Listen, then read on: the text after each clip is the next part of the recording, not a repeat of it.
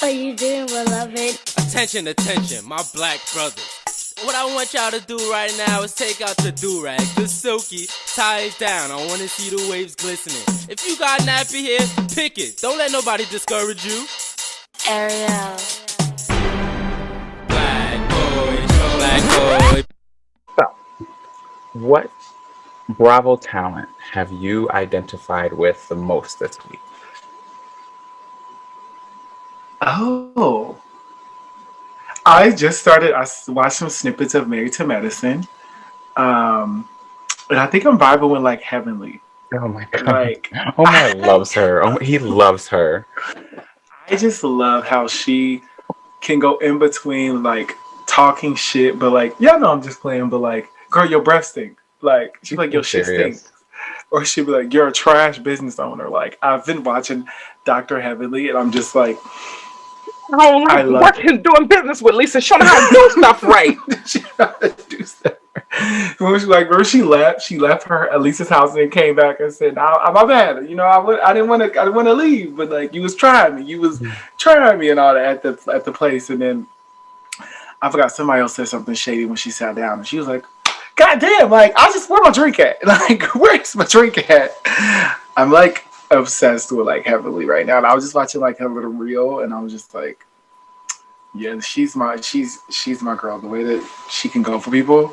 Such a fucking mess, What honestly. about you? Who you feeling? I actually felt like I had given this so much thought earlier this week because there's so much talent on Bravo, but It is.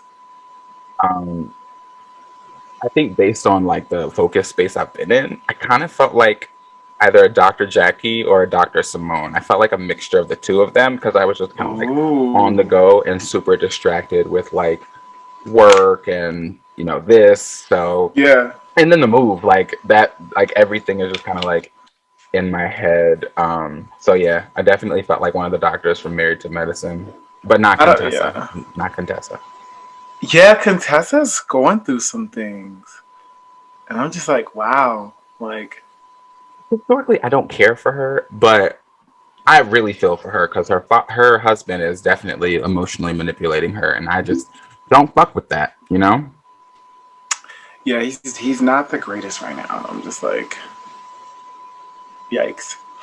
So yeah, also like have you watched the Warrens like live performance yet?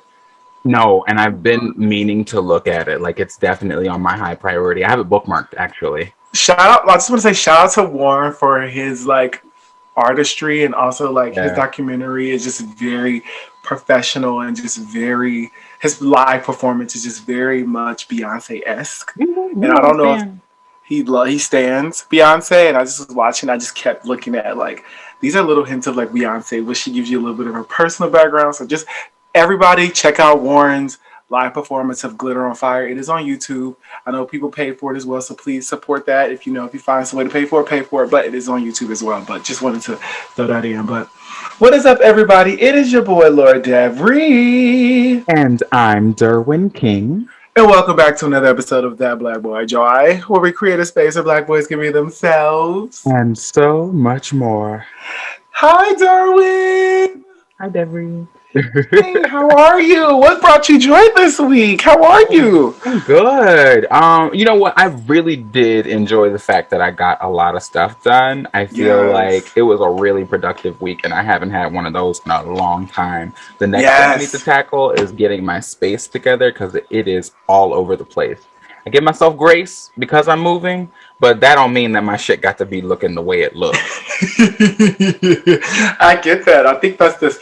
I'm in a really like creative mood right now, and that's bringing me joy. I think this week I've been definitely like in this space of like just like feeling my oats and like being like happy and optimistic and just like really wanting to just like do shit.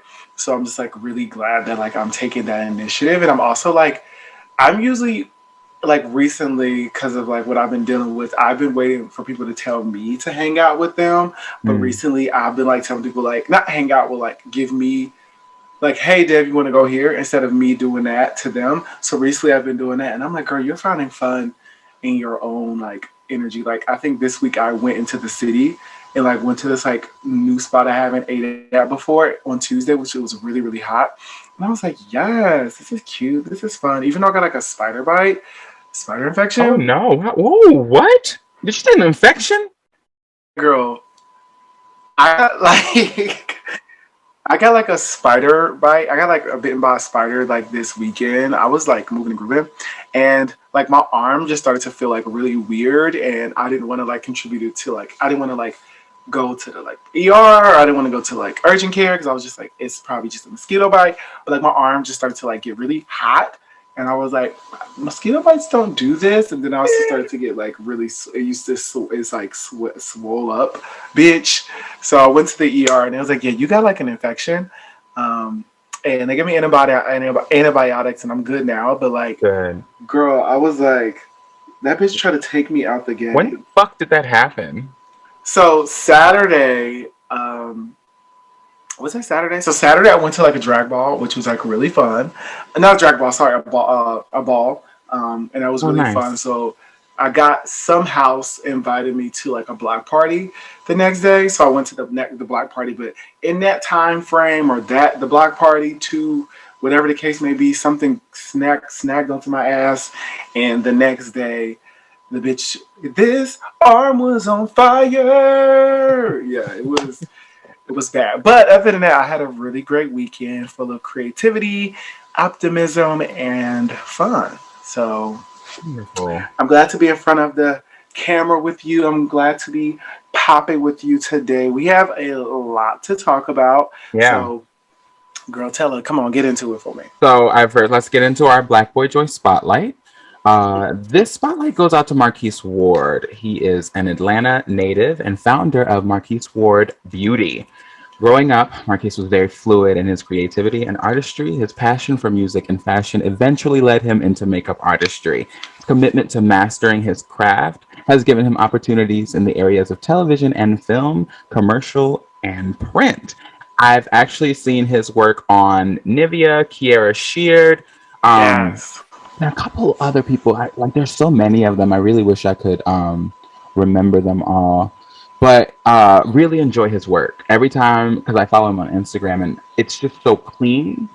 And you can definitely tell that he's done a lot of studying because it's not just throwing like shit up there. He's using a decent amount of product without caking it on. He's doing like the blend work is beautiful, accentuating people's features, playing with color in a really like fun way, but not in Bitch, like he's it working. looks a mess, you know? Love to working. see it. Love to see it. So wanted to give him a shout out. I let him know how much I love his work regularly, but I just wanted to do so formally. Yes, I love men as makeup artists. Me I think we too. do the best in makeup, hair, art, whatever the case for the girls. Like whatever the girls need, I feel like we always are able to go above and beyond. So I love seeing us in that space because we got to collect that coin and also make our girls look cute, honey. Girl. So Yeah. I also want to do an honorable mention of. I actually wanted to save that for later. Got it. Got that, girl. Yeah. That'll work because I know exactly why. Mm-hmm. So let's get into our rant. Let's get into it, girl. What we start off with, child? Well, I just want to get it out of the way because it has caused me a lot of angst, not necessarily anxiety, but just like a lot of negativity. Like I was really emotional about it yesterday, but Bill Cosby being released from prison. Yeah, man, that shit. It's not so much the release that's bothering me because I really don't give a fuck about what happens to this old ass man anymore, right? Like, Yeah. if his if the survivors of his abuse are very upset, if they are triggered by this, I empathize with them. But what triggered me was the public response to this. Yeah. The people who were just like really, really excited to immediately start victim blaming, to start like just completely denying the legitimacy of any of the stories of the women who had come forward. Now, there were people who were like, we know that he raped these women. We know he assaulted these Girl, women. yes. But, he got out on technicality because what happened shouldn't have happened. And I guess to some degree, I can like understand where they're coming from. But regardless of that shit, he absolutely deserved to be in there. And I don't Yeah. think that it really fucking matters. And it's so weird to watch people now be on the side of the law when historically, if the law is against black men, it's Yeah. like, so it's like, let's be clear about what we want, what we really want to argue, and what hills we want to die on. Right. I don't know how you feel about this, but there were a lot of things that I saw that like made my blood curdle, and I was reminded about how disgusting people can be when it comes to rape culture and the way we talk about sexual assault. Yeah, girl. I gotta fix my lashes real quick. I'm about to. I think I just have an issue with in sexual assault cases, in spaces where the survivor is always like being like I think gaslit. Right? It's Oh my always God. it bothers the hell out of me. Is like why are we questioning the legitimacy of this person's story to like I think like poke holes in it. Like we know this has happened. There's not that many, I think with sexual assault cases, people are always like, well, is there physical evidence? Like is there a trail? And it's just like, if there's not that, then it's just like, did it really happen? Or what did you do to, I think I just always have an issue with like, can we just believe and like allow them to heal? Because this is something that's very traumatizing. And I think with allowing Bill Cosby out on release, which I also think he's suing as well, I've heard too. To me, it's just like it's reopening this conversation of like blaming the survivors and making the survivors feel like really shitty or just confused or just like mentally like fucked. Yeah, it fucks people up. There are And people who girl, I just am like, please like deal with this like internally, like not internally, like definitely shed light, but like do not cause any more harm or trauma to survivors ooh, right now. people are Like, awful with harm reduction. They yes, just don't give a fuck. They don't, and there are male celebrities who've done a lot of this co-signing. Felicia Rashad really disappointed me. I think she had been yeah, waiting for an opportunity to like publicly support him, and I think she figured that this was the most opportunistic time. But what people fail to do when they advocate for justice, quote unquote, is who is they she? fail to honor the people who have been assaulted.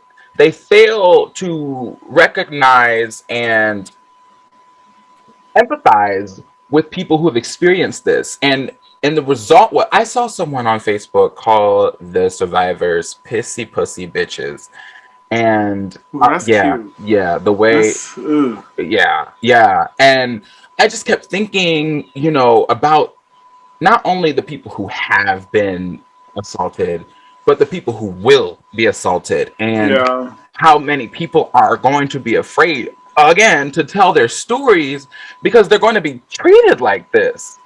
And yeah. it is this weird cycle of people perpetuating rape culture and then asking why people don't come forward, and then it's all when it's powerful black men, it's always a conspiracy, whether it's one victim or if it's two or if it's three, four, five, six. No matter the number, it's always a conspiracy when the black man has power. And then there's the same thing about, oh well, white men get off on this, like they get off, like they don't get the same penalties. And we know that when there's a Historically, situation yes, of accountability between black men and white men, there will always be a disparity. We know that for a yes, fact. But bringing that point up when we're talking about something as sensitive as sexual assault, yeah. it is truly the most grotesque thing I've ever seen. And I just wish we could have more responsible conversations about assault. I think it's people's like maturity and like really fully acknowledging and understanding the severity, the long-term severity, or the importance of allowing people to speak about their experiences and not trying to silence them is something I like really, really harp and want people to just like. You shouldn't be trying to like make excuses for, well, they did this or they provoked that. Like, I just wish we just would get from that story of like, what did you do? Like the victimization part, I think is just like, and I think that's what men, it's like this thing with like pride and power and like, well, like it's the consent, the blur the line of consent. It just is like, please, like, can we just like start to like really take ourselves, can we actually hold accountability and understand when somebody does not want, to engage in something with us, we are perfectly fine with that. And also when somebody, after this happens, somebody is like traumatized or hurt, can we please not try to victimize and be like, well, you provoked, or, you did this, you made them do this to you, or all that. I think it just to me is like, and I don't want to seem like I'm just like niggas, like black men are trash and all that stuff like that, because that is not the case. Black boy joy all day, every day. But however, I just feel like we need to hold each other accountable in these conversations and not feel like we have to find a way to not hold our brothers to the fire. Yeah. It's like, I've seen a healthy group of black men who are on the right side of this. I've seen a really healthy group. And I want to clarify that it's not just men who are perpetuating this. Yeah. So, I mean, I watched Wendy Williams spend a really long time talking about this, and I don't want to give Bill Cosby another ounce of this, nor do I want to give the rest of the people. I'm going to have to deal with my own feelings about this, because it is really, exactly. Like, I was in complete distress yesterday. I can't explain to you how much this was really causing me turmoil. So... because I was hearing, like, on the news, like, someone was like, there was breaking news with Bill Cosby, and I was thinking something else had happened. That he died? Yeah. I was thinking that had happened, and I was like, oh my gosh. Like, damn, no, but not he's being released. And I'm like, all right, it's not what I was thinking. And I'm glad it's not, I'm glad it's not death, of course. However, the way that... No, okay. Girl. Next case. Before we move on, I do want to say, this is on my spirit. I just want to say that niggas ain't shit. Oh, that's a great. All up in your fridge. Can't pay rent. Look at what you did. Oh God, that's a great transition. Your friends, y'all, when they tell you niggas ain't shit. That is a great transition, because I am Planet Her, and of course Olivia Rodrigo right now, but Planet Her down right now. Yeah, like, it's great. It's great. I'm so proud. Like, I think there are songs on the track that on the album that she doesn't really care for, but overall she definitely delivers. There's a good number of tracks that I really enjoy. I love Get Into It, Get Into It, It was giving very much Nicki, and I was like, oh, she acknowledged that. Yes, but also, she did the flow from Massive Attack, which was like one of Nicki Minaj's like Rocket Launcha, when she was like doing that part. Like Nicki did it on Massive Attack, and she's paying homage. I was like, oh, come on, give me. Come on. If you're a real Nicki fan, you would know about Massive Attack, okay? Period. But yes, I was like super excited. I love Woman. Woman, of course, everybody knows. You already know what my fucking song is. So we ain't even gonna speak on it. And then Need to Know, of course. I love the video. I like the vibes. I just like also, Ryan Destiny is in the video. I haven't seen it yet. You know what? One thing about me, I really don't sit down and look at videos. I do, girl. But when I do, it's always reality TV. That's the shit that really. Because you trash. I know. That's why you trash. My guests are just full of bullshit. Honey, I will sit down and let some videos stream of some trash TV. Yes, but that album, I really commend her for. I feel like she put a lot of time and thought into it, and I think this is just me. I think we can do a whole dissertation, but I think she's really putting herself, taking herself apart from the other girls. I know people also, I'm like, well, she's pop and she's not rap.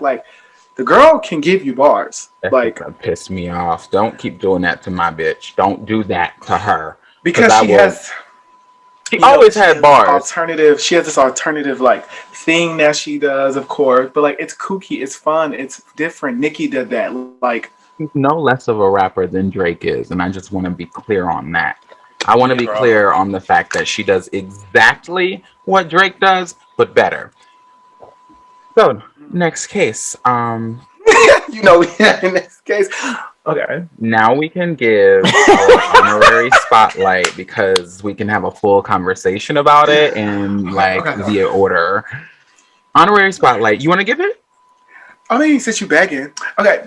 Honorary spotlight is going to go to my sister, my girl, my lovely daughter, Little Nas X, for his BT Awards, a performance, honey, of his hit song, "Call Me by Your Name." Okay. Yeah. First, let me just say this, right, bitch? When I first saw it, I said, "Girl, you playing it off. You playing it up, bitch. You're not doing nothing. You trying to be very safe because you are on the BET Awards. I know it. I see it. You ain't got the pole out, bitch." But then when he started to get comfortable and I started to see a little bit of his nerves go away, I said, "You're doing what is needed to be done. All right? Okay? You did it. You doing it. You pop it." And then when he ended, okay, the ending, I said, let's keep their mouths open, honey. Let's keep them talking because we need that on the BET Awards, honey. The What's backup funny? dancer? She don't love herself. Ooh, okay. I was like, You remember I Scary Movie? yes, I remember Scary Movie Girl. I just like I don't know, like I like became so like enamored by that boy. Like I never was just like, oh my god, like you know, Lil Nas can get it, but now I'm over here like, can He he called be himself my a power little? bottom, and I wanted I to. said, can he be my power bottom? Like, I don't know. Like, I'm like, he's doing things right now. And of course, little, you know, Adam Lambert did it before. Shout out to him, of course, as well. But like, to see a black queer boy, man on the BET Awards being gay as fuck Yeah. is like groundbreaking, you know? And I was here for it. He got a lot of, you know, slack and criticism and all of that shit. And he was going back and forth with bitches on Twitter, and I was living for it. He was like, "Y'all just mad because I'm being a bad bitch. Like, I'm just being a bad bitch." I thought it was interesting that a lot of the black. Well, okay, so here let me clarify this. Let me background. This clearly isn't the first time that a black person has kissed a black man has kissed another black man on camera. You and I have both watched Noah's Ark. Noah's Ark was on Logo. This is the first time that a black man has kissed a black man in front of a live audience on BET. Yeah. So I feel like it was so weird. It was really foreign to me to watch the audience of the BET, the viewers of the BET Awards, like claim that this was some sort of agenda or that this was like they were like, you know, they're really trying to plant this into our community and black people just take anything and blah blah blah and the kids are going to be confused. And I was just like, this means absolutely nothing. Like, this is literally nothing. This is nothing. There's so little to be said about the fact that this kiss happened on TV. I mean, it was bold. It hadn't happened, but like the reactions to it are completely absurd. It was overreactions. It was so weird. I was just like, girl, catch a grip, bitch. Like, get over it. But I know it's because BET is very straight. It is very niggas. It is very misogynistic. And it's just like, girl, can we take all of this right now? Can we take some gay rapper? And I'm like, I mean, this is the perfect time, as well as Pride, and of course, like I don't want it to be a performative thing, but I was like, he's a rapper, you know, like y'all want to keep him with the white people and like throw him over there, but I was like, no, he's black, like, you know, give him his credit, like regardless if y'all don't like him, there are people that are proud that he's out there for him because we do have black gay rappers like Kid Ken and like Dre Baby, like we have black queer rappers out here. We do. Fucking, and there's plenty more. I just immediately thought of those. So my apologies to the girls that are doing a damn thing. But yeah, like we need more platforms for our girls to be given their flowers. Like I don't need us to always have to be underground. I don't need us to always have to be thrown to the whites. I need us to be given our flowers as well. Like give it to us. We deserve it. Like we're putting in like Doja, like she's giving her flowers. Like regardless if it is this awful, if this is weird white type of thing, she's like she's a black, she's of color. Like It's weird to me that homosexuality is still seen as a white thing. It's weird to me that yes, we've been reacting that's a to this very in such a way. Like, why? How are we still categorizing this as a white trait when homophobia was literally taught to us by white people? yeah. It's really really strange. But I guess we can further this conversation later We will. in the night. The Delta variant. Are you familiar with No. this term? Mm-mm. So, coronavirus COVID-19 has mutated, and mostly in the UK, but it has now officially touched all 50 states of this country. I think they said it's making up like 90% of the cases in Europe, and specifically 99% of the COVID cases in the UK. Like as of Oh. June, yeah, yeah. Like it's primarily it is the COVID strain in the UK right now.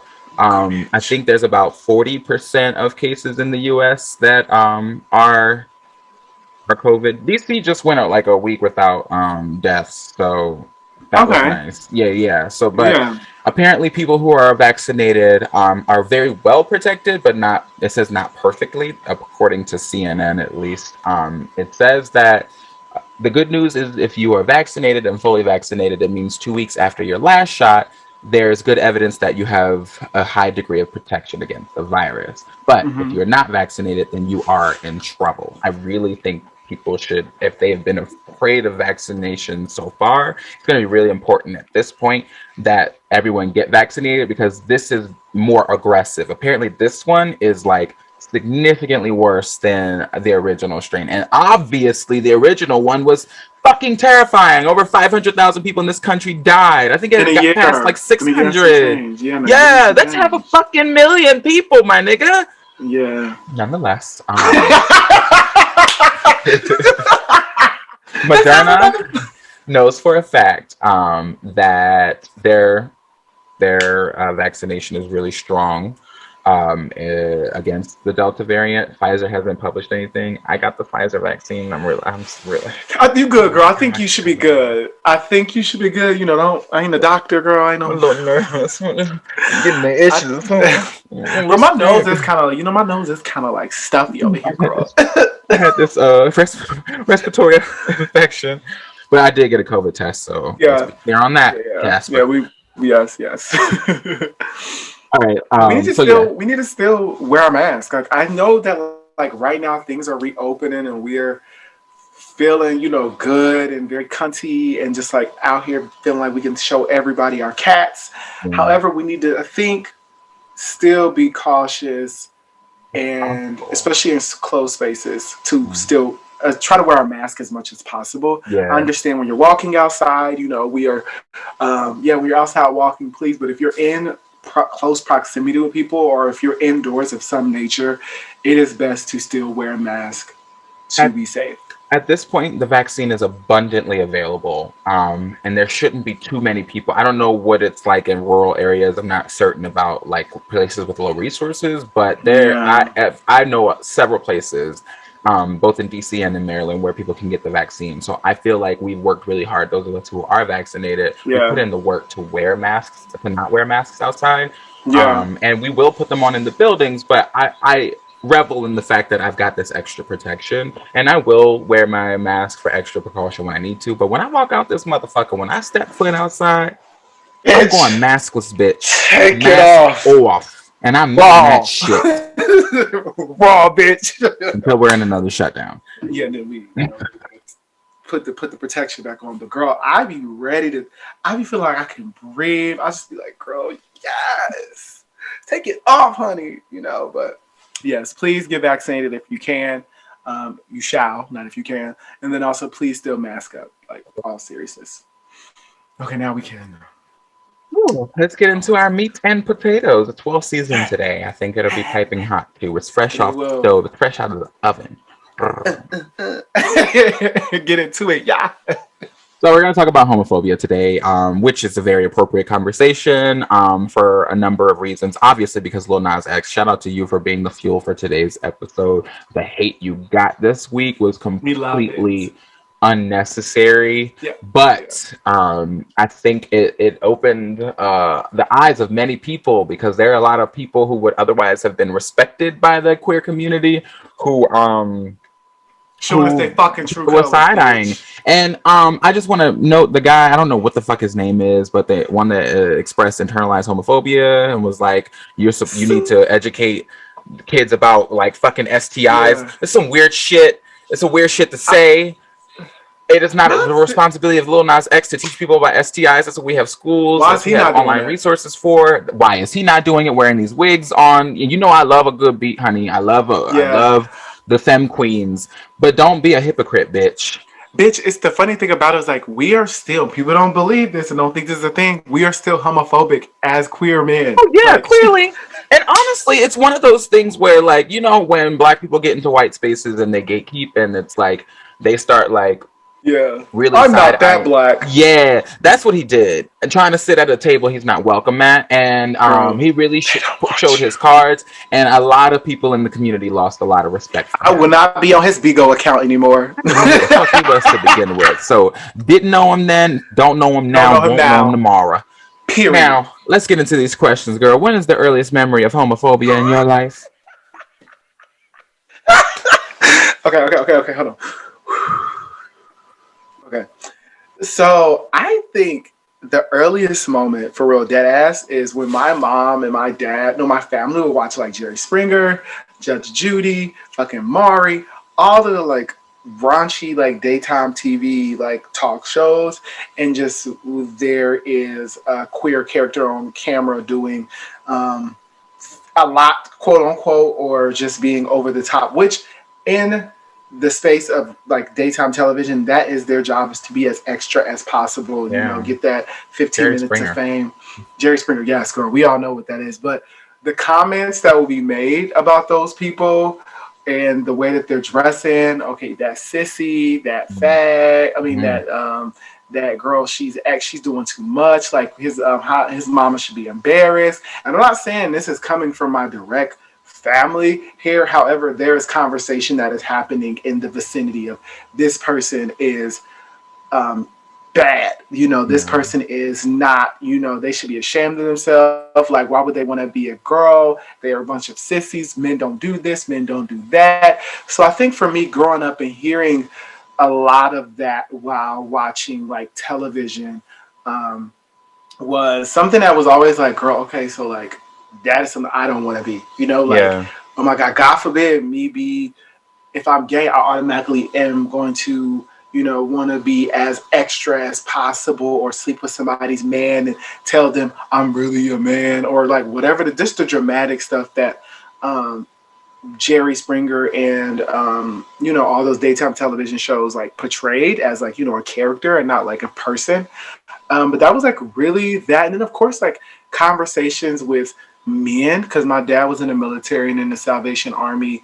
He was in, so we would go to the Salvation Army or like the rec where the military would be able to play basketball and stuff like that. And it would just be just like very hyper masculine and just very just like, like we need to do like just girl, calm down. Like, oh Jesus, can we just not try to lift weights? Like I remember going with my dad to places, because my dad, like I always would go places with him, and like he played pool, he played ball, he did bowling, whatever the case. And like I would go with him with like white men, and they would get like drunk and like try to do like push-up challenges. They would try to fight each other at like fucking 30 and 40 years old. My dad like, oh, it's time for us to go.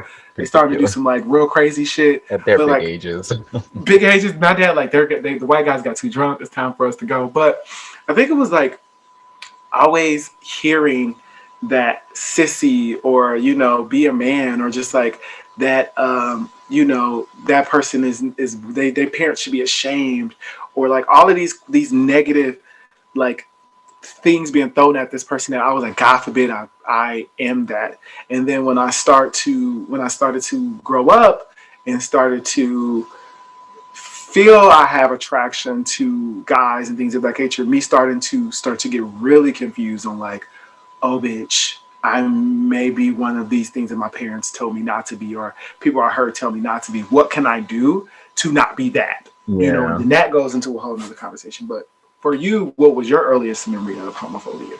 So mine is actually a direct like experience with it. Like I just, was relatively effeminate. I certainly did not put on airs to be like a hard or masculine, boy. I was pretty sensitive, and I was very honest about that. It showed up in how I expressed myself. And I think I was like a really vulnerable kid, and naturally, that like attracted a lot of like, you're like a sissy or a punk or whatever. And even if it wasn't clear if it wasn't clear to the kids who were doing it that it was homophobia, they knew that there was something about the way I was showing up that wasn't like typical for boys or men, at least socially. So I would absolutely say it was as early as like 5-6 years old, like as long as I can remember. Literally, it's been a part of my experience. And for me, thank you for giving me much clarity, because definitely as well for me growing up, I knew I was quote unquote different, but I didn't know how different I was going to be until later. Like I was afraid of everything. Like I wasn't the traditional boy where I like went outside and like rolled around in dirt or like ate fucking chalk as a kid. I was very much in the house, like very much being strategic with what I'm playing, like, all of that stuff. But I was always told, like, I have a twin sister, so they'd be like, your sister is a boy and you're the girl. I would always hear that, like, from people saying, like, oh, you're not the girl, your sister's the boy, and you're not, because my sister loved playing in dirt and all of that. And then also, like, I played with dolls as well. Like, I love rat dolls. Right, and I would secretly play with them, and, like, I would tell my sister tell my mom to buy her these so that I can play with them, because like my mom would be like, why would you want to play that, like, video game? So yes, I've always been told to that conversation to be a man or quit being so sissy or all of that. And I'm just like, girl, like, and to be clear, right, like I don't think we had to at that time, because we were kids, right? So we're not identifying as gay. I don't think it's important that the person who's being called the sissy and the fag, I don't think it's important that they are gay or not. It's still homophobia. So that I can with confidence say that is my earliest experience of homophobia. And I'm very consistent about that. Yeah, I think for me, I'm always torn about, is that homophobia, because like, I'm like, when I hear homophobia, I'm thinking about like, you're blatantly being like, this is bad. What is this? I'll get that out of my face, whatever the case. But when you're being told like, be a man, or like, toughen up, or don't cry, or I'm so used to hearing that I did not necessarily consider that as something that was a form of homophobia, which it exactly is 100%. To me, it was just like something I like, masculinity, toxic masculinity, or unhealthy upbringing of raising your son. So how did it show up in your family? Yeah, well, I think so they asked me a lot from the time that I expressed that kids were teasing me, which was probably around 7. And they asked me like, well, are you gay? Which is so weird to ask like a 7-year-old, even though I say like, I knew that I knew that I liked boys when I was 6. I knew that when people told me I wasn't supposed to have crushes on boys or think boys were cute, that I did anyway. So like, naturally the answer was like, if this is what gay is, then yes. But in my mind, I'm just like, like being a kid when they're gay is if they're gay is very different than when you ask like a 14-year-old if they're gay, right? Like it's like, how do you define gayness when it's in a kid? Because at the same time, like I dated a lot of girls in elementary school, and they were serious relationships to me. Like I was planning to have twins and shit in like 4th grade with my girlfriend. Shout out to you, Maddie Tarlecki. I'm gonna have to tag her in this. We was gonna have kids, Mariah and Jeremiah, little mixed babies. That's because Mariah Carey is a biracial. Is she biracial? She biracial. Yeah. Nonetheless. Yeah. Ooh. It showed up in when we were much like yourself watching television. But I do remember. I feel like I've said this before, but I remember watching something on ABC, and there were like men kissing, and I remember one of my family members going, "Ugh," like fully grimacing and Yeah. like definitely making an audible sound of disgust. And Yeah. so it had become clear to me that outside of my home and inside of my home, this was not something that I was allowed to be. And that meant that there was something wrong with Yeah. me. Yeah. I think for me, how did homophobia show up in your family? It is so funny, and I tell people all this. I'll know this about me. My grandma is queer. Like I grew up with my grandma being queer, her having partners, knowing, not understanding she was into women, but like knowing like women, like seeing characters more quote unquote they would say, or like seeing effeminate people like adjacent to my family, like friends of my aunt or things of that nature. But like I never was asked was I gay Yeah. to my knowledge. I Wow. don't think I was ever asked that. That's nice. I don't think I was ever asked, which is the thing. I think it was always like implied that Devery was going to grow up and be a queen, Yeah, but it yes, was, bitch. God, it was just never like directly towards me, unless it was like Yeah. toughen up or, like, of course, kids, by all means, bitch. The kids would call me gay all day long, and I didn't know what that was. And I think that also was like a weird thing when I was starting to, why my bitch ass must say transition. I was about to say transition when I was starting to come to grips with my sexuality, understanding like, am I gay because I am naturally attracted to men, or is it because I continuously have heard this growing up That's a that really good there, question. yeah, like that. Therefore, Ooh. I don't know if I really. It was this thing like I was like, it got to a point when I was like in high school, I knew I was attracted to guys. Right. I never acted upon anything whatsoever. Like nobody, you could never see. You never could catch me being the one sucking dick in the bathroom. You would never be the one seeing me texting niggas, sending me pics, go sneaking out of the house. I was not doing anything because like paper trail, paper trail, paper trail. However, I did like when I was a kid, which I swear this was not for. I did not do this on purpose. I like accidentally looked up gay porn. Like I typed in boysonly.com, boys only popped up, and it was in front of everybody in the house because I was like in front of the TV, Oh, wow. and everybody was like, "Get off the camera! What the hell, dude?" And I was like, "I'm sorry, I was just trying to play race cards, whatever the case may be." But I That when happened to my I cousin. yeah, when I watched like I think Wild Things, and there was like a sex scene, and I don't know how I was watching Wild Things with Naomi, was it Nina Campbell, whatever her name is from Scream, and there was a sex scene. No. I was like, Nev Campbell. I was oddly just intrigued by the way the body of the men's were. Like I was always like Look. secretly, I would like try to slow it down and like pause it at the part where you see like, because they never really showed like men's genitalia. They always showed pussy and vagina. Yeah. Vagina, That's true. They whatever, do show a titties. coochie very easily. Even in softcore porn, it was Yeah. always Coochie. the penises were being covered up and all that, and it was just like the girl would be sucking the dick, and you would just be like, and you would not, you would just, Yeah. No, for real. You see a lot of coochies on movies, but you don't see a lot of erect penises. Like You that's never when would it see like that. hits. And I've only like on like cable television seen erect penises, and I'm like, oh wow, that's Yeah. different. Like you don't usually see that. Usually they're You placid. don't. But yeah, homophobia, yeah. I do want to note that I've talked to a lot of people, men, women, straight and queer, who express some sort of titillation when they're young. So it's not like being horny, right? But it's like Yeah. this is something that is exciting and stimulating. Yeah. And the earliest example I have of that is D'Angelo's video. So I'm a kid and I'm like, oh, I want to see what's underneath there. You're like, I'm at the edge of the TV because I don't understand how TVs work, thinking I'm gonna see this man naked. Okay. Down there. And I mean, just like as a kid, you're just a very curious person. I know for a fact that there are a lot of people who are really uncomfortable about talking about this, but one of the things I've been fortunate enough to have is really open and honest, candid conversations with people. And I have learned that this is really like a common experience for a lot of individuals. It's just something that we're not accustomed to talking about because it's kind of, it feels like taboo, right? It feels like something you shouldn't talk about. And I just want to be very clear that like kids don't have sexuality. Like they just don't. This is not a part of their experience.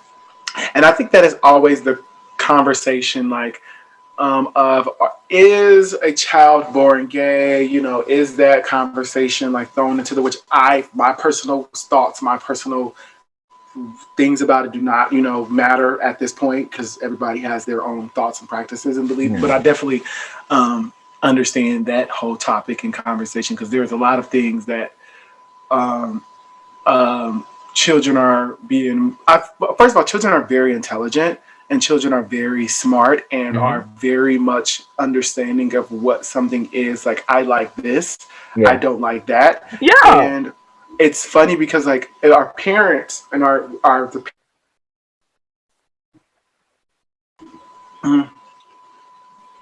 So I feel as though parents are or guardians are really in this space where they try to navigate their children into the right space or the wrong space. Like, you don't, you know, boys do this, girls do that, or and it's this thing that like it starts to get so complicated as a child where children should not be children should not be confused about things.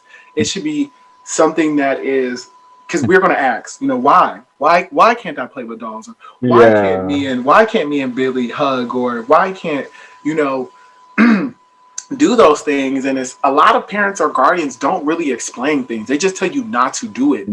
Therefore, our curiosity starts to kick in because it's just like, okay, why can't I do this? And then we do it in secret.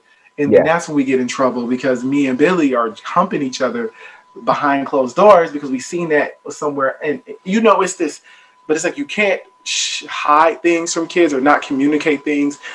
You have to be transparent and you have to understand, like, there is going to be an inquisitive phase in youth and all of that. So, So I like the way that you posed that. You said that you use the word confused because I that word is often used against the LGBTQ plus community, but I do think it's important to note that when you try to shape and direct your child's life in a way that takes away their agency or their autonomy, and you do put those those restrictions on them and you do put them in boxes, it does become confusing because the world is saying one thing and their interests are saying another. One of the things I wanna know, and then I do wanna move on through the progression of life. It's just really interesting because I was talking about this with my roommate yesterday. I wanted to say that kids develop like these like semi crushes on each other, right? When they're kids, like they know who they want to share their crayons with. They know who they want to have lunch with. And it's really just like this is a friend, but I really like this friend in comparison to my other friend. Like, I really want to spend my time with this person. I love this little girl named Katie. That was my and you know, naturally people put these labels on kids, right? Like, oh, this is his little girlfriend or her little boyfriend, and they'll be like fucking 4 years old, and it's like it's okay then, right? But like, if little boys literally or little girls really like, I really like you, and like they have that same sort of relationship, they're not going to do that, right? It's just going to be like they're friends, like it's just friends. So we either don't do that at all, or we do. The thing about it is typically we do it with our cousins or our family members because we absolutely nothing. We do it because we're like, when we're upstairs playing, the adults are being adults downstairs, and we're like, let's play house, let's play mommy and daddy, let's play role play, But this is why it's important to have conversations with your kids. Like, okay, so it is not like, I know that kids are curious, right? I know that for instance, when people bathe their kids together, right? The kids pretty much see the genitalia is different here. I think having that knowledge early on is really helpful, and having really constructive conversations with your kids about bodies is really helpful. I'm not saying that they won't continue doing the shit that like I've talked with other people about this, like the exploratory things we did when we were young, into teenage teendom or whatever, teenhood. But I do think it's important to have those conversations with your kids. People should know that their kids are like doing a whole bunch of shit behind their backs. Like they should know that. Really quick, I know we got to move on, but like I really like this. It's the thing of the parents or the guardian. I keep switching up because parents, some things are different. The guardian may not be able to fully articulate what it is because they don't understand it either. They just were taught right is right and wrong is wrong. Right. So like you telling like, you and um, you and Miranda should not be touching each other's private areas. Right. See, you have to say that. You have to say it.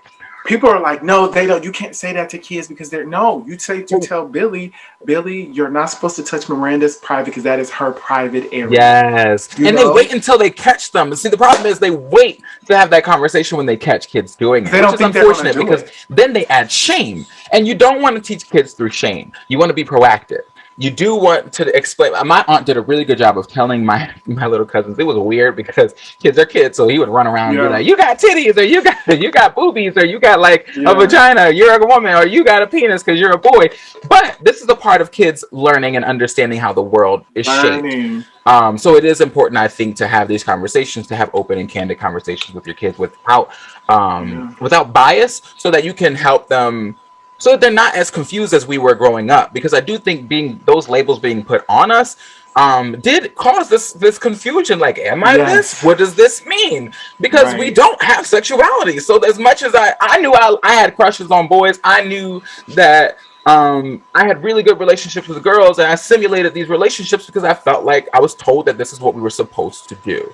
Yeah. You know, so I don't know. I don't even know if I can accurately say what was a friendship and what was a crush, because as far as I was concerned, crushes with boys weren't allowed. And then I guess the stuff with girls could have just been best friendship that I was like, well, we must be boyfriend and girlfriend.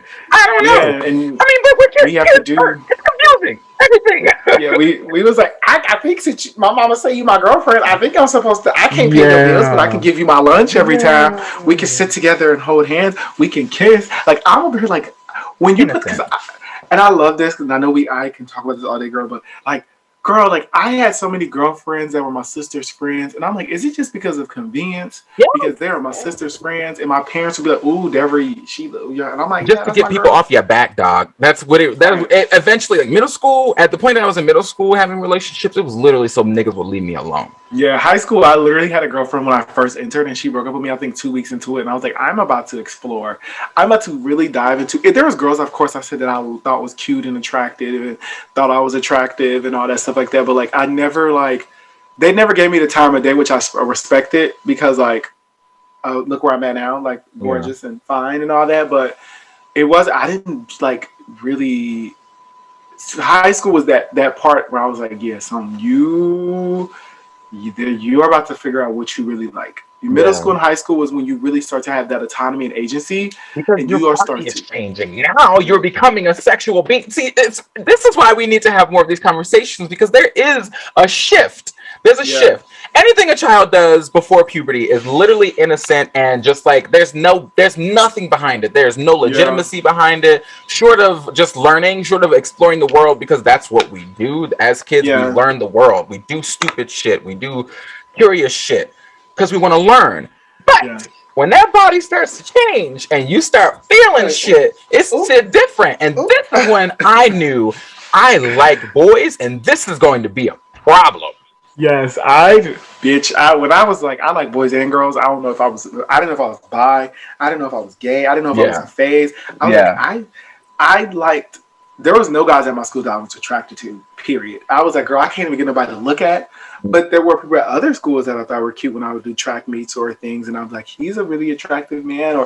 But so let's go on to the next, because, So has homophobia affected your self-esteem? Yeah.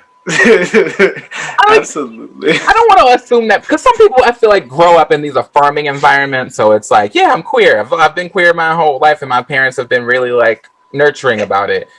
That was not my experience. I've explained several times that shit fucked me up. So So for me, like, when I came out, I told the story 1,000 times, so take a shot every time I tell my story.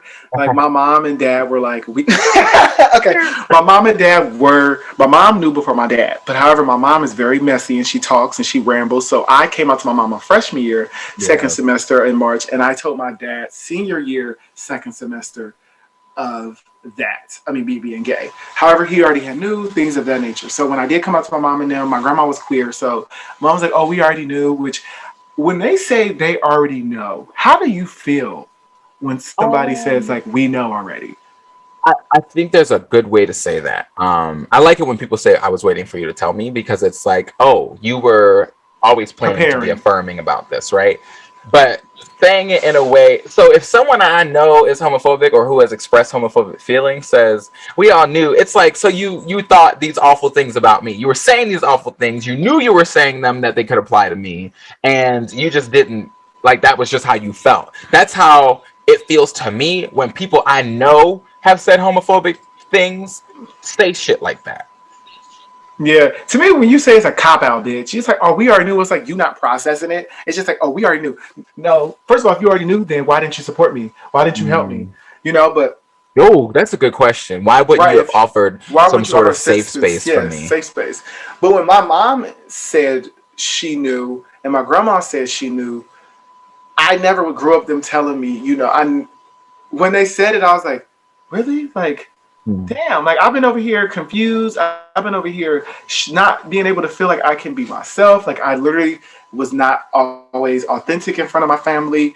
Still to this day, I'm growing into doing that. Now I'm more open. But like, I was like, y'all knew? Like, oh, like God. They was like, yeah, like your grandma's queer. Why didn't you tell her about it? And I was like, oh, well, I didn't know she was. Y'all, well, every time I hear y'all talking about somebody queer, like on this behind the closed, I don't want y'all to cuss me out too. Like, Yeah, you know. And seriously. then when I came out to my dad, I was in college, and I always came out when I was not around my parents. So I would always give this helpful tip when, and this is just me personally, when you are um, letting people in, I would do it when you are financially or where you Mm. cannot have something taken away from you, which I Mm. understand that is very difficult and that is very like hard to do, and I don't want to do but when you're inviting somebody in, make sure there is nothing that they can try to take away from you, put you out, because that is something that will happen in those cases. But I I, came out when I was yeah.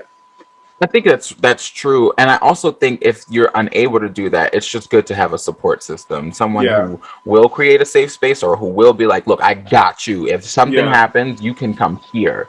So Yeah. finding that before you do start telling the people who have control over your well-being. Yeah, don't rush. But I came out to my dad my senior year, and when I immediately, it was in an argument, which I always do in the heat of an argument, I just yell shit like I'm gay. He was like, "What'd you say?" He was like, I was like, "I'm gay." He was like, "Well, you need to come back home like that weekend so we can talk in person.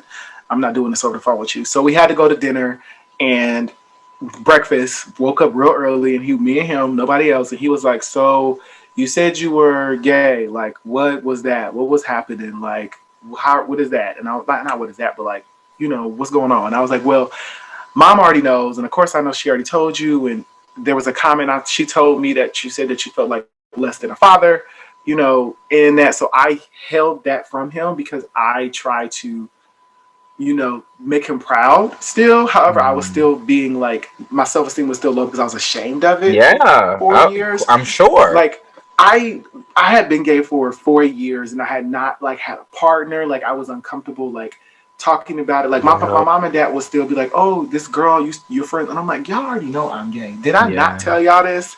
Like, so I would go home and I would still be shut. I would still be like uncomfortable. My sister, we were key in Calgary. She knew all that, but my dad, he was like, like you're always gonna be my son and all that, and I didn't really like feel okay with that. It was like the actions speak louder than the words, and the Yes, that's actions. true. My parents are very jokey and comedic, and they joke and say like, "Oh, this is your girlfriend," have like sex, boom, bada bing, bada boom. But like, it was never like anything about me being gay. Like, it was never Yeah, like, how are you talking to? What's this guy? It was always like, what's the girl? yeah. And I feel like I had put more pressure on myself because I felt like the space was not created for me to be queer. And it was funny because I actually had a boyfriend when I was graduating. That was the first time my parents were going to meet my partner at that time, and I was so nervous. I was like texting. He came down to visit, and I was like, "Okay, you're meeting my parents. What should I do? Like, what should I wear? Should I?" But and he's like, "Should I be here?" And then I told my mom and dad, and I was like, "Okay, this person said, let me know if y'all don't want to see him." It was like, and they were Wow, like, the calm anxiety. down. Right. Because I was like, this is something that is foreign to you and me. Hmm. Hmm. And my self esteem was already fucked up from it, from you all making me feel confused. And when they met him, my sister did not tell my mom and them that the guy was with her. So my mom was like being herself, and she was like, "Where's Devery's little friend at? Devery's little friend is late to his graduation. That's a shame. This is a bad first impression." And my grandma over there being my sister finally was like, "Mom, this is Devery's boyfriend." And she was like, "Oh, hey, baby, I did not know." So, all in all, it was fine, but I think I put pressure on myself in that space because I had pressure growing up. Yeah. Well, you made a really good point that actions speak louder than words. And I think we know this from childhood to pre-teenhood into teenhood. When you see your parents doing one or you see your family, your guardian, you see anyone doing one thing, when they create those moments for you to when you start talking about your sexuality or your preferences or your orientation, you do hold back. Yeah, because I never was like, "Mom, I'm gay. Mom, I'm gay." I was just joking. I'd be like, "Yeah, you know." Yeah. But I was like, never like, "Mom, I came out." You know, like, "Mom, I like men's." You know, it was just like, I still, when I would go home, I was not me. You know, I would be the Dev that they wanted me to be and not the Dev that I was becoming, you know, so. I will say, once I was out, it was you taking it or you're leaving it. Because I really, really, I don't want to say I fucked myself up, but like the way my self-esteem crumbled with every passing year while I was in high school, middle school to high school, is really, every time I think about it, I get really emotional because it was such a dark space. And I know that has a lot to do with the mental health complications I have today. Yeah. It was really, like, whenever anyone asked me, I would shut down inside. Like, I would literally, it would be like this experience where I'm like, you know, fight or flight. And I would just be like, I would get quiet and be like, no. Yeah. And it's because it's like, even when you say it's okay, it's like, I know it's not. Like, I've heard the things you say. I know what the consequences of this are. Yeah. It's not okay. It's not. Like, you all say it's okay, but it can't be in direct. It can't be in your micro. Like, what is it? In like your immediate space. Yes. Like, yeah, you know, Keisha's son, he gay. Woo, bada bing, bada boom. But when you're actually, your son is the one, man. It is completely different because it's not like, girl, that can't happen to me. Like, no, not unfortunately, oh wow. Like, fortunately, it is happening in your space as well. So now you have to grow and you have to mature. In that high school, for me, I always had like a female best friend every year. I always had a female best friend that people would tag me with. Whole life. Every me whole life too. Eli was the first male best friend I have, white man. Yeah. And great friendship. Yeah. But he was white, which is really interesting to me, right? I had a black best friend, male, straight and all that. And when me and him became really, really great friends, platonic and nothing's, you know, girl, you know, sometimes we explore. I didn't have that opportunity. Me neither. But when I was queer, I mean, people were calling me gay and all that stuff, when they would see me and him hanging out, I feel like he started to get that he's gay too, which he was not, and he never was like, I'm not. He never was like, you know, I respected Eric because Eric never was like, fuck that gay shit, never. He was like, no, like, that's not me, and he would never be like, well, Dev, I'm not, you know, you ask Dev, you know, like, I can't. But like we would just be friends. So like I remember that was my first like male friend, and I even like would stay at his house during the school year because we had track and we would do 2 a days, and we would like So I just had to think about that. Like I have one, but I always had girl best friends. That's like that wasn't the like when I tell you I was so fortunate to have Eli in my life when I did. Shout out, going to be living with him soon. There was not anything.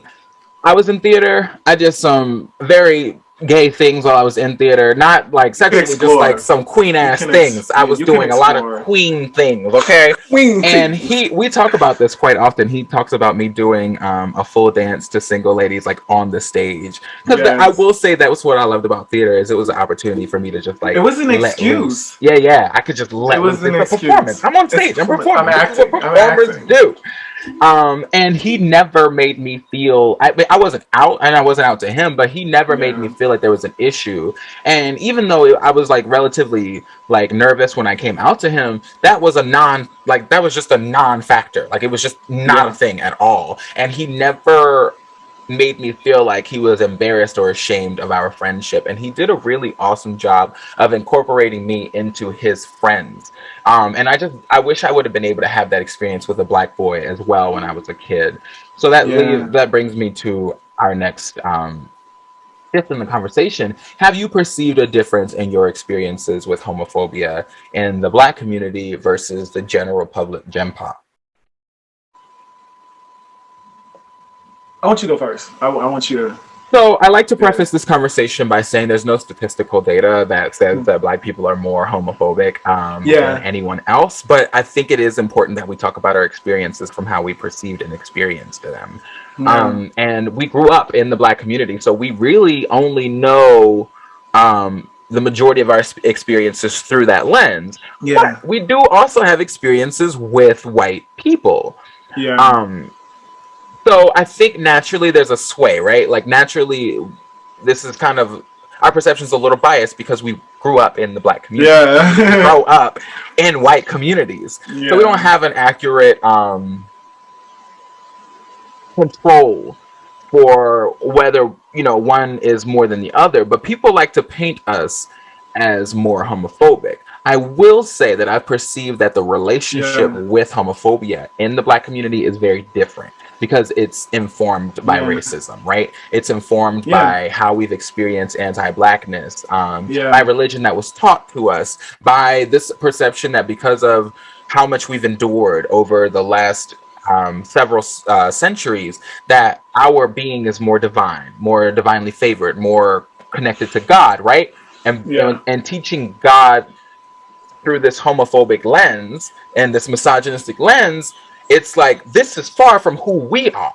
We are God's chosen people, and because of that, what is in this word is what we have to live by. And anything Yeah. that's different than that is different. I think this is why the black community dissociates from homophobia. I mean, from homosexuality, from LGBTQ and queerness, because I think we really feel like we're going to inherit, the kingdom of heaven, right? Based on the things that we talk, based on our relationship with religion, we believe that because we've endured so much, that heaven is ours. And if you don't live according to the way the Bible says you should, this won't be yours. Mm-hmm.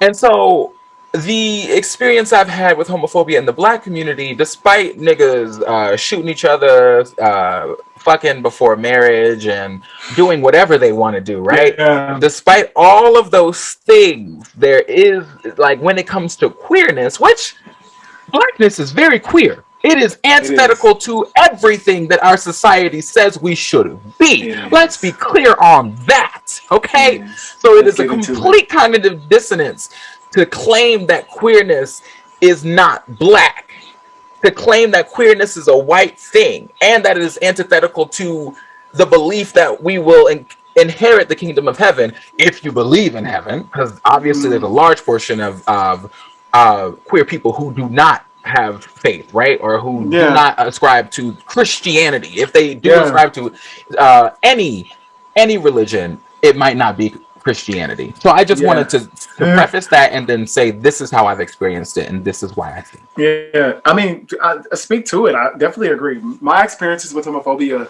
in the black community, to me, it comes from a space of feeling like it is foreign, it is taboo, it is something that is not wanted, not valued, not even in our community. Like, this was not supposed to be us. We're not supposed to be queer. We're only supposed to be black. That's all. And also into this conversation of us choosing another thing to oppress us is a conversation that is always placed. Like, why are you choosing to have more struggle? First of all, if I could choose to not struggle, bitch, I don't think I would want to struggle. I don't think nobody, if they had a choice to be like, I don't want to have to walk outside in fear of being catcalled or fear that I might be jumped or gay bashed. Girl, we wouldn't choose that. Like, it's not something that we're choosing. It's placed upon us because of how we were created. But why do we choose that? Why do we choose? It's not something that's chose. I don't think that like. No, why do we choose to be open? Because no one can do that to you if they don't know, right? If they can't definitively say. Why do people like us choose? I wear makeup. Why do we choose? I think it's because we are oftentimes in spaces where we are not able to unlock who we really want to be. We are not able to explore, or I feel like Black people, Black men specifically, are not able to explore their ultimate being. I think that we have wanted to try and see what this feels like. What do I feel in this? Do I feel liberated? Yes or no? Do I not? There it is. Am I happy? I think that it's the choice to be experimentative. And I feel like people are like, you can't be doing that in this survivor, fight or flight mentality that our ancestors have had to go through and endure, which we still are as well. But we have a little bit more of, armor protecting us right now. But I think that our parents are like, why are you wanting to try? Why do you want this? And it's just like, in order for me to unlock my truest potential and for me to feel comfortable and happy and not want to commit suicide or go into mental depression, go into mental health issues or go into things that are internally, I have to see what I have to offer, and I think that is always a problem in our community. Women are able to do that. Women are able to explore to a certain degree. Women are more oppressed than we are by all means. Male privilege is real. Mm-hmm. However, in regards to sexuality, I don't think men have that. So I think that in our community, when I would see like white boys, when I was in Muse Machine and theater, they looked so free. And I was like, girl, I don't know what the fuck this is. He's twirling around. He's twirling around. And I'm like, girl, I'm wearing big ass clothes. And I'm like, girl, I want to wear a crop top. Like, I wish I could. That doesn't say that white people don't experience homophobia. We know this is not an experience that is unique to us as gay Black men, and I do want to be clear about that. But we do know that there is a lot more freedom in gender expression for white people than it is for Black men. We know that. We also know the danger that has been historically placed on us. There has been, yes, we know what the dangers are and the fear of being kicked out, ostracized, gay bashed, all of that stuff, tormented all of your life. We see that with our white counterparts as well. But I think that they have more spaces that allow them to be secure, like theater. Bitch, we didn't have theater in the hood. Bitch, theater was you out in the streets acting a damn fool. Well, hey, you're performing. Absolutely. You're performing. Putting on a performance. Right. Like, it wasn't until like I did theater, and it was a really like groundbreaking thing. When I sat down with my parents and gave them a dissertation about why I no longer wanted to play basketball, but I wanted to do theater, but still be a masculine. I still ran track. I was like, okay, y'all, I have to sit down and tell y'all basketball, I'm not going nowhere, right? But theater and track, I might have a potential.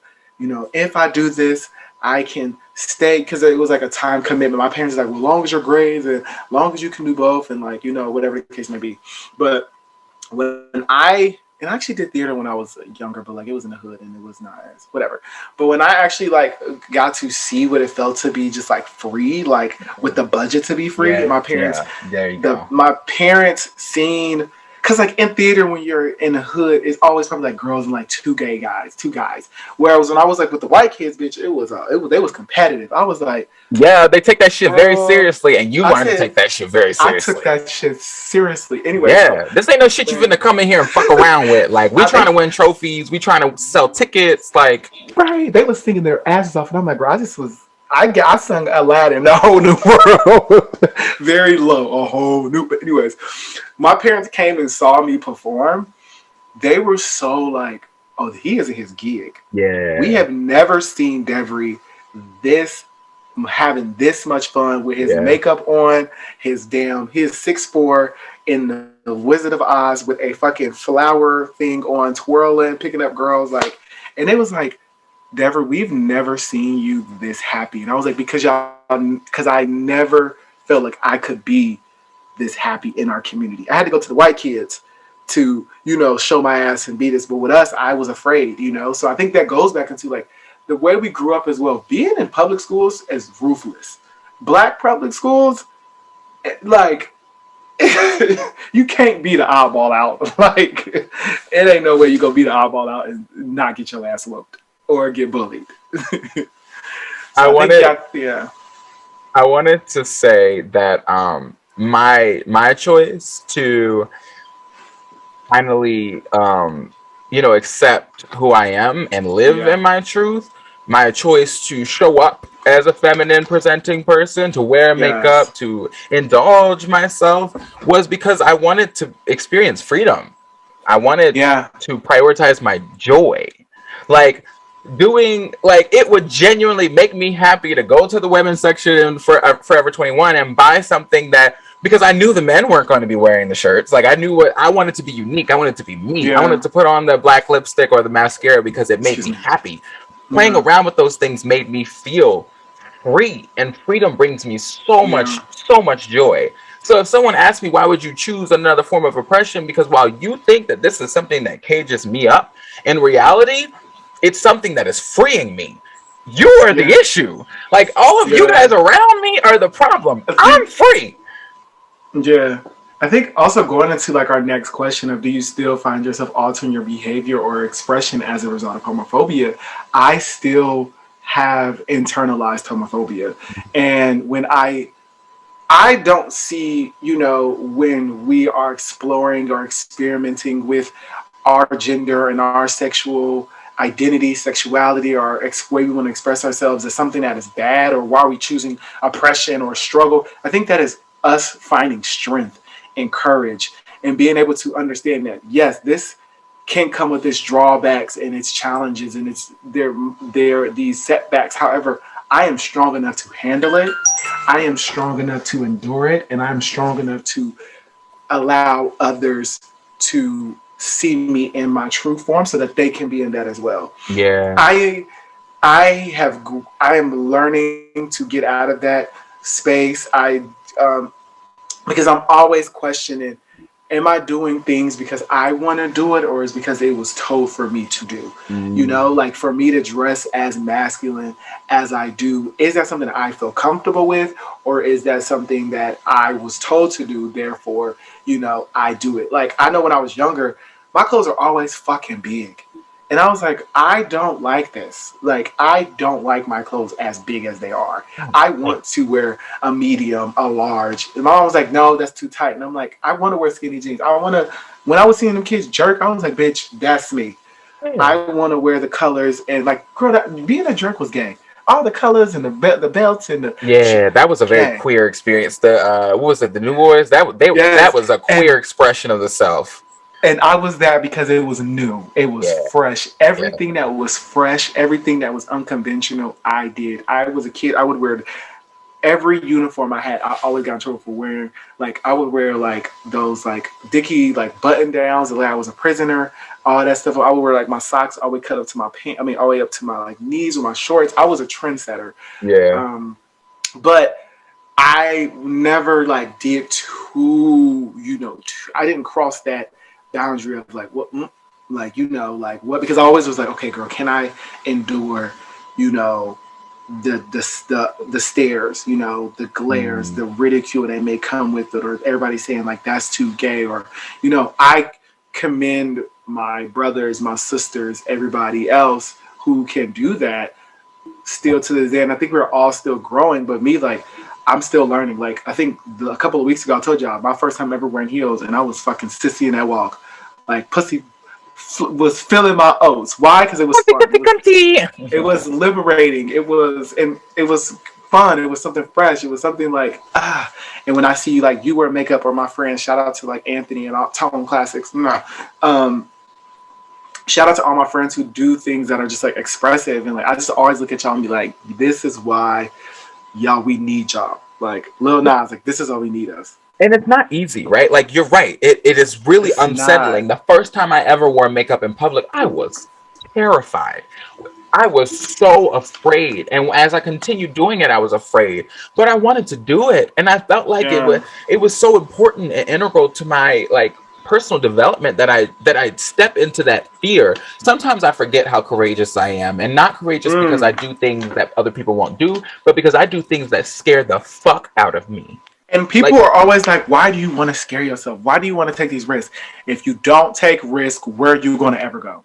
right, right. No, seriously. And when I people would stare at me, you know, and I want to I want to be clear that even though I show up as a fully queer person in a lot of spaces, there are I do that because it's safe here. Like the DMV is mostly safe. Yes. There obviously it's not a completely safe place for black trans women, and Yes. a lot of us still experience um attacks, whether that's verbal or physical, in comparison to where I came from. Me showing up this way was a lot easier. Yeah. When I go to places I've never been, because I know my country, right? I know my Yes. rural area. I know my hood or whatever, my hood Yeah. adjacency. If I step into somebody else's territory, when I was in Memphis, now granted, I still wore my little Girl, I was pajama like, girl, and you was pussyfooting down the streets. I You was. was killing it. I was scared. Yes. Like there were certain spaces, like if we were stopping by and I saw too many like rednecks, where I was like, Well, girl, I don't play rednecks. I kind of need there to be a lot of black people. Like if Yes. racist white people are people I do not want to be my That's a loud, whole weird different self breed, around. bitch. That is some shit I can't do. Because even though I know that like I know what the homophobia looks like in the black community, it's homophobia I'm familiar with. I know how to navigate around that shit. You know, like I know how to get into a state. Like I know how to navigate around niggas. But racist white people are a different breed. They might take you back to 1942, bitch. Lynch my gay ass, and I'm a be a dead bitch. So there are spaces where I alter my behavior, and it is absolutely around those motherfuckers because I am not trying to have that experience. That is not. Yes. I do not need that trauma. Yes. But for the sake of time, let's move. Yeah. Really quick. I will say how. Yes, we are expressing ourselves. Yes, we are, exploring different things. However, do not forget that we are still processing the fear, the uncomfortability in these spaces. Yes, we are daring and pushing ourselves out of the box. Every day we do think about our safety and our health in that space. My mom asked me before, like, you've been gay all this year and yet you still are uncomfortable to talk about partners. Girl, it's because it's something that it's going to take time, so that too about that's true. We look comfortable, but there's behind those that it's a lot of fear and it's a lot of that risk. So just there is still discomfort there. Absolutely discomfort. Yes. Have you seen people in your life show up as allies against homophobia, and what is the most, if you have, what's the most impactful instance that you can recall? Oh my God, I want to shout out to Tiffany, my best friend in the whole wide world. She has always made it a point to never allow any of her partners, oh my God, any of her friends or people make me feel uncomfortable in spaces.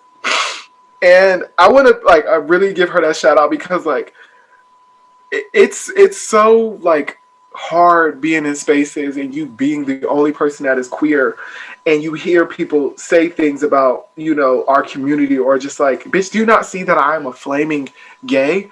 Or you see somebody's partner talking about that gay shit or something of that nature. But her and her sister, and this is so fresh because it's happened recently, she makes it known, my friend is queer. My friend, and I am not taking any crap from anybody. If you're gonna take me, you're gonna take all of me. And I want to say with her, I just absolutely love her bravery, and she also asks me questions too. It's not it's oh, I'm the perfect ally by all means. No, there's still things that she's human. However, when it comes to just disrespect or just someone not allowing me to feel comfortable or space safe, she is the best at that. And it's all my friends that I have, of course, are very supportive of me being queer. By all means, you are my chosen family. So I assume and I know that you all are going to be, there. However, with Tiffany, I've seen her put herself, like cut off friends or challenge her family members for me. And I'm just like, that's the work. like when you do that, I'm like, when I'm with your family, like y'all can, I don't know them. So like, I'm literally like, I'm not going to say anything, but if you're stepping in and be like, hey, don't say this. It is open. And of course, my sister, I love her to death. There is moments, you know, where we go back and forth about my sexuality, her thoughts and all that. However, my sister like is my ride or die. Like she is like, so she was the first person I like was very open and honest with about who I was and stuff like that. So my sister and then my mom and like my dad now, they're starting to like really just like be proud of me now in that space. So I want to say Tiffany first, and then like my family is starting to definitely just be that. So what about you? Actually, the first ally I think I had ever seen checked me because I was still in high school. I still wasn't out, and in an effort to like continue this like facade, I had ended up calling a guy a faggot. And she was like, "Do not do that." She's like, "Don't ever say that again." And I remember I was like shocked because no one had ever checked that behavior in front of me before. Yeah. So here I was thinking I was doing what I was like supposed to do, and she was like, "That no, you're not going to do that around me. I have a lot of people in my life who are gay, and I'm not cool with that." And I remember like thinking like, "Wow, there are people who like this who exist in the world. Like I can't believe that." I don't think I can recall other than that any like blatant. Well, one time this guy asked me why I chose to wear makeup. I mean, wear black lip. He's like, "Why are you don't have to like why are you doing that? Like you don't," and like trying to make me feel bad about it. And this girl cussed him the fuck out.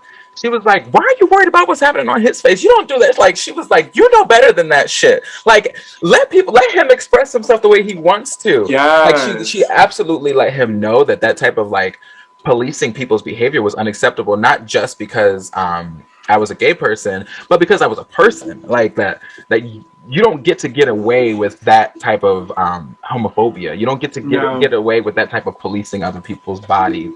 Other than that, I think I've seen like I've seen my friends pick partners who aren't homophobic. I know my best friend, Tori, I know that she has told me when people say something to her and she has to get them together, but people never do it in front of me. I think at this point, a lot of people have learned not to do that shit, like to me, whether it be because I'm expressive as I am or what, but yeah, that's the way that I've seen people. For me, I think I've seen people try to have these conversations to appear woke or educated or very like I am with the people or I understand, you know, LGBTQ plus community, but it's like, girl, no, you don't. Like the letters sound cute to you, but like you don't understand the trauma or the stress or the anxiety that can be induced in spaces when somebody that is not educated in the community is trying to speak upon us or speak on our behalf. It's like nobody asked you to do that. Like I would really appreciate if you just stuck to things that you knew and not try to speak for a community that you don't even identify with or even or you're not an ally to. So I think I've like seen it in some of these spaces and I'm like, who gave you the platform? Who told you to speak? Like if I'm not speaking about it, I don't need you to like be the voice of reason for me or tell me how I need to feel. To your point about them not being like aware, like, and that's all the social shit. In this conversation alone, you and I have not even touched on the institutional homophobia. We have not touched on how systems and institutions have like limited that is more time than we've episode. Right, that is a completely new episode, right? So there's so much to this experience that at least motherfuckers could show up for us socially. But okay. No, I was just saying like, it's like social spaces. I'll just be like, girl, y'all don't fuck with the kid. Y'all don't speak. If I bring it up, don't speak about it. Y'all don't need to try to have these conversations. Talk about your football. How do you combat homophobia? I always say that I show up as the person I am. I encourage and celebrate other people who show up as they are. I make sure that I correct people who are femphobic. You're not going to do that shit.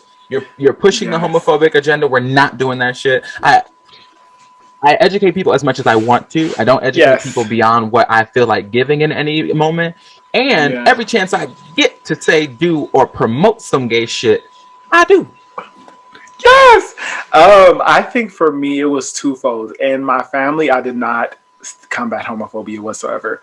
That was something that I have been challenging myself since I started the podcast, and we've talked about this before. Is really bringing the same energy that I bring to my personal and chosen space is the same energy I need to bring to the family that was given to me by birth. So I've definitely learned to be more vocal and not allow them to assume certain things, because I think that has been the problem, and that's why I feel like I've siloed myself. Back then, it was when I would like, no, this is happening. Like I am gay. You know, I am not going to allow you to say these things. Like, mom, let's change the word, let's change the verbiage. Let's sis, that's not what you say. Dad, we got to work on that. You know, as black men, come on, dad. You know, try to fix it. But definitely, I try to combat it because I give flowers when it is so needed. Yeah. When somebody is showing their like honest colors and just being so free and just so Yeah. daring, I literally have no problem to stop you and be like, I love to see it, because we need to give people credit when it is due. We need to and uplift. We need to.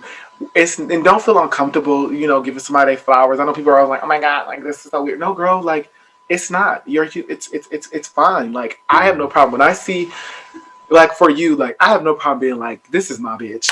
Like she's going to eat again and again and again. Like when you do things that are so like taboo to people or just so foreign, and you put it out there for people to like love and love and love, I'm like, yes. And like as like my friend Tone, like I love Tone's expressive creative nature. Like I tell him do not stop doing what you do, because it's people like you that make me go so hard for you all. And because I am still, like I said, I'm growing and dismantling my homophobia that has been attached to me, and I'm trying to, break that off every day that I wake up. But I challenge myself to try things that are out of my comfort zone and really push my intellectual understanding of, is these things that I'm doing placed upon me, or is it something I choose to do every day? Like that's, I combat that by like, this is not, I'm not, I don't, and I tell my kids that, my babies are like, if you don't want to do this, please say you don't want to do it. Like start at an age where you can start to have agency with respect. Like I don't feel comfortable doing something that is not allowing me to feel free or comfortable, because at the end of the day, I am losing valuable time doing something that's not what I live for. Like, and we need to start learning at a very early age to be our authentic selves. Like we need that, because girl, if once we start seeing more representation and inclusivity, the world will just be so like so dope, you know. I really, I want to make sure that people know this, but my combating homophobia isn't just so that I can like live safely or like freely. I wish that someone like me existed in my life when I was a kid. Yes. And every risk that I have ever taken, I've taken in hopes that somebody else can be unleashed by that. Hmm. I think this is why we want people to be like this, because we didn't see it. We did not see that, so we never want nobody else growing up not seeing potential. You know, like it's too much potential out here. I just feel like when you see yourself in other people, it is so much easier to tap into self esteem. When I see kids who respond to me in really curious ways, or you can see some kids light up because it's like, oh my God, this is an option. Like, there's a possibility that when I grow up, I don't have to deal with what I'm dealing with today, or at Yes. least it won't put me in such a cage that I can't be free. Because I am feminine, I want to be that. I don't want to change who Yes. I am. And here's a person who hasn't, and I see that. I can see that work being done, and it Yeah. is really important to me.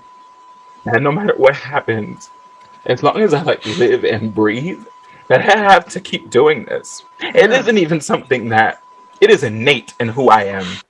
And I Yeah. know that I put myself and other people put themselves at risk. Trans women, um, Yes. open lesbians, people, same gender loving people. We do this not just for ourselves, but there's going to be a generation of people who don't have to deal with the shit that we dealt Yeah. with. And that is more important to me Yeah. than anything. We never want to go backwards. We never want to go back to a time where we were not a community that was represented in any space or any capacity. So I think that the more we are so fearless and so brave and so open and so transparent, it's allowing the gates to stay open as much as we can keep it open.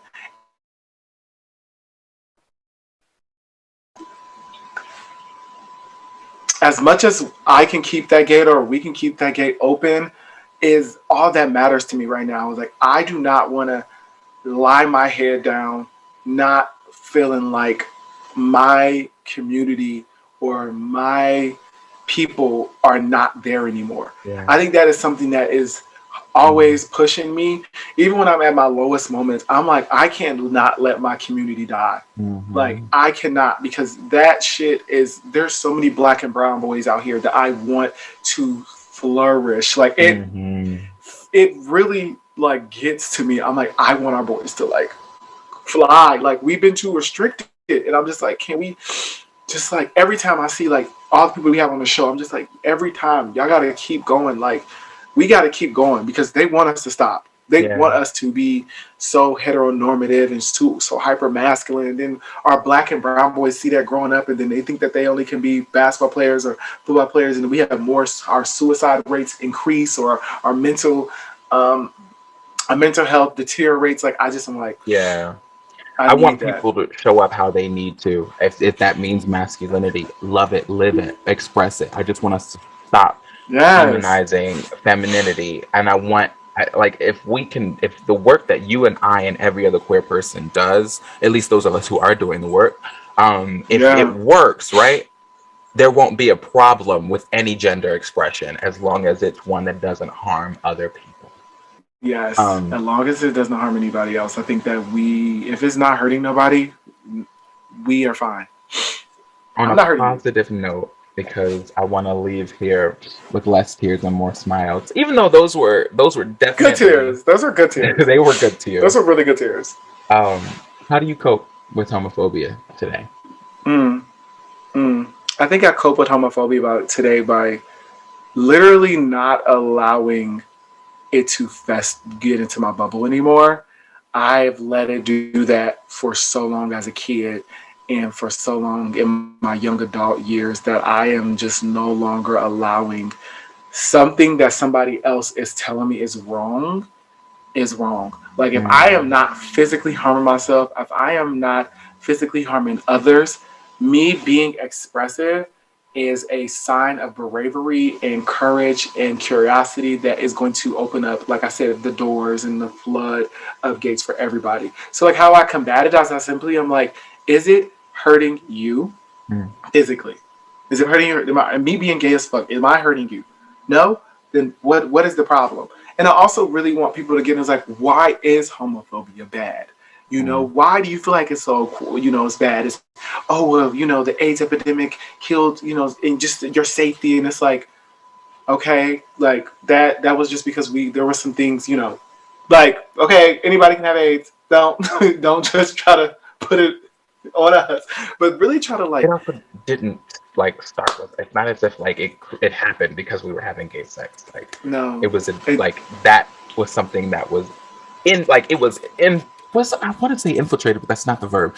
It was administered into our communities. That shit didn't just like come upon, like it wasn't like semen mixed with some ash juice and was like AIDS. Like Chemical X. That shit was absolutely administered the same way it was in Africa. This is not a conspiracy theory. This literally is what happened. It was administered in our implanted. There you go. It was implanted in our communities. So that shit is not because of us. That shit killed many of us. So I just always cope with it by just simply just being like, girl, like I think also being older, I'm like, and more understanding. I'm just like, Easier. girl, you are not. It gets easier. Trust and believe. When Easier. you've That's dealt, true. I've created a family out of loving and beautiful people Yeah. that I recommend everybody creating a safe space. That space will get you through the most daring moments of homophobia. Um, Creating that safety net, doing your own research. But I definitely, Yeah. I literally take it with a grain of salt, bitch. I'm just like, girl, it's been going on for decades, years. You ain't, what you gonna do? I'm 6'3". Fight me, bitch. Try to fight my big ass. I want you to. Come on. Now, if y'all try to jump me, I might have to do some other shit now. But if I could take you one on one. But how do you combat it today? I cope with Sorry. it's okay, it's all right. I cope with homophobia. First of all, I show love. I continue to do it anyway. I show love. I find love because I need it back. Like I gotta have that. Remind myself that I am love. And that like because I do have faith that I am God's child, that I am Yeah. loved by God, regardless of what happens. Like he For your he pride. loves me. And that is enough. I remind myself of how far I've come. I treat myself with whatever makes me happy. I lean into joy. And I remind myself that I win when I don't let people get the reaction out of me that they Yeah. want. I watch people win when they control someone else's emotions, and I'm not willing to let someone get that satisfaction from me. Yeah, I definitely that. I think too the shock people like when I hear kids like be like, "Oh, gay shit" or "gay," I'll just be like, "You're saying that for shock value. You're saying it while you're walking away or Yeah, walking past, yeah. but you're not coming up to me like saying anything." I remember like when Antone came down here, there were these kids. He was voguing in on U Street, and these kids were like faggot, queer, and he just was like cat cat cat. Ow! Like, Yeah. bro, Yep. come on. Hi, you want to join? Yes. You're right. Like, what? Like those things like don't affect us. Like, it's like y'all could do better. We've heard so many things at this point that it's just like I laugh when people say or call like when I hear fag, I'll just be weak. Like fuck, like you think I haven't heard that before? It's not a new thing. So, I call myself worse. I call myself every day is gay day now. And for your pride and happy gay day, Derwin, because it's your gay day, because you gay. Every day is gay day. Here we Okay? on the day after the last day of Pride, and shit is still gay. It's gay shit Think popping about it, every day, bitch. Black History Month never stops for me. Mhm. Fucking being gay never. I don't stop when the month of July is over. Yeah. I mean, when the month of June is over, I wake up the next day and I'm like, Boom, still June gay. 1st. So I can't. But thank you. I really feel good. Yeah, I'm glad we did it. I'm glad we did it.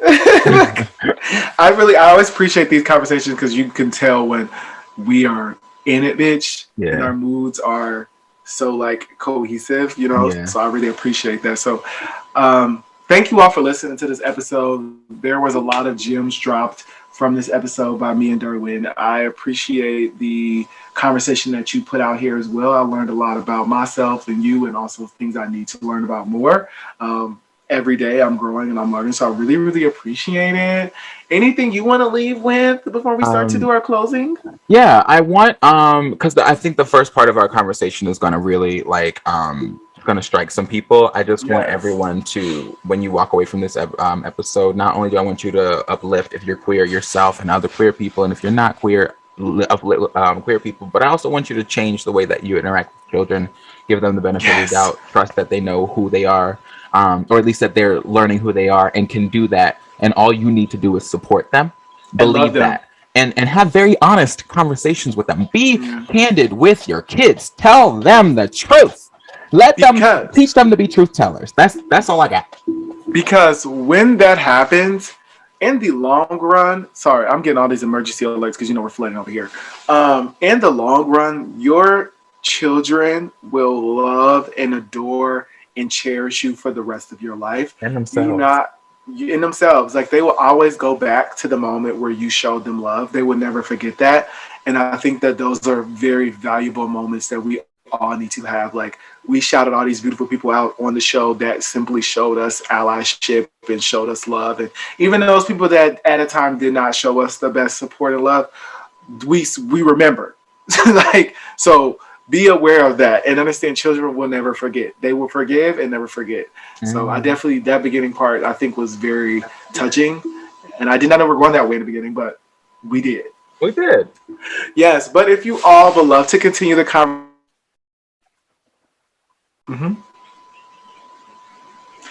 If you all would like to continue the conversation with us on our social media pages, you can hit me up on my Instagram and Twitter at _LordEvery. That is _LORDEVERY. You guys know you can find me on Instagram at Derwin King. That's DERWINKING. And on Twitter at Free Negro. That's FREENEGREAUX. And if you all would like to continue the conversation with the podcast platform, you can hit us up on Instagram and Twitter at @BlackBoyJoy. And you can also write in if you want to or be a guest on the show at our Gmail at thatblackboyjoypodcast@gmail.com. And you can also watch all of our videos that are uploaded on YouTube at thatblackboyjoy.